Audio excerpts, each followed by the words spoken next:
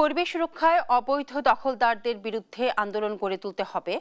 বন্য আইন বাস্তবায়ন ও দখলদারদের বিরুদ্ধে সরকার শক্ত অবস্থান রয়েছে বলে জানিয়েছেন পরিবেশ উপদেষ্টা সৈয়দা রিজওয়ানা হাসান। শনিবার সকালে আগারগাঁওয়ের বন ভবনে বন্যপ্রাণী, বন ও জীববৈচিত্র্য সংরক্ষণ কাজে নিয়োজিত স্বেচ্ছাসেবক এবং স্বেচ্ছাসেবী সংগঠনের প্রতিনিধিদের সাথে মতবিনিময় সভায় তিনি একথা বলেন।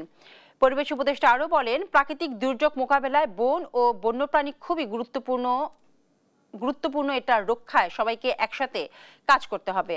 বন্যপ্রাণীদের রক্ষণাবেক্ষণ যারা করে তাদের মধ্যে ৬৪ জেলার ৬৪ জন বন্যপ্রাণী কর্মীকে স্বীকৃতি দিবে সরকার। আর পরিবেশ রক্ষায় বন্যপ্রাণী ইউনিট নামে বিশেষ সংস্থার অনুমোদন দিয়েছে সরকার।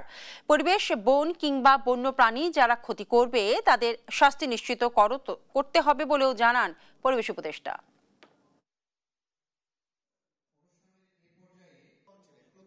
বন বিভাগ ফ্যাসিলিটেটিভ রোল পালন করবে, অ্যাকচুয়াল ইমপ্লিমেন্টেশনের কাজটা দিয়ে দিতে হবে এইরকম প্ল্যাটফর্ম এবং তরুণদেরকে এবং ভলান্টিয়ারদেরকে।